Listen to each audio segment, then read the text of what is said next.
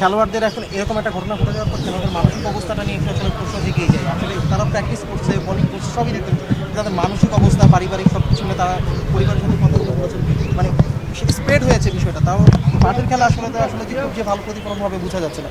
এই মুহূর্তে তার মানসিক অবস্থাটা নিয়ে একটু যদি একটু বলতেন। আমার কাছে মনে হয় যে গতকালকে রাতের পর থেকে প্লেয়াররা আশ্বস্ত হয়েছেন এবং মানসিক দিক থেকে তারা খুব ভালো অবস্থাতেই আছেন।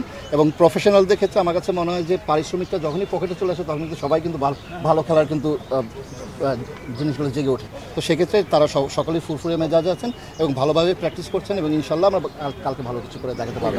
ভাই পেমেন্টটা হওয়ার কথা 50% ম্যাচ শুরুর আগে, আমরা এখন যে 25%, মানে বললেন যে তারা খুশি হবে, মানে মোটামুটি খুশি হওয়ার কথা ছিল না। আমাদের গতকালকে বোর্ড প্রেসিডেন্টের সাথে এবং টিম ওনারের সাথে যে মিটিংটি হয়েছে সেখানে কিন্তু পরিষ্কারভাবে বলা হয়েছে, বোর্ড প্রেসিডেন্ট সেটা আশ্বস্ত করেছেন এবং আমাদের টিম ম্যানেজমেন্ট থেকে টিম ওনারও আশ্বস্ত করেছেন যে আজকে 25% ইন ক্যাশ হবে এবং আজকেই বাকি 25%-এর 19 তারিখের একটি চেক দিয়ে দেওয়া হবে, যেটা কিনা আপনার 50% এই চিটাগাংয়ে ডান হয়ে যাবে।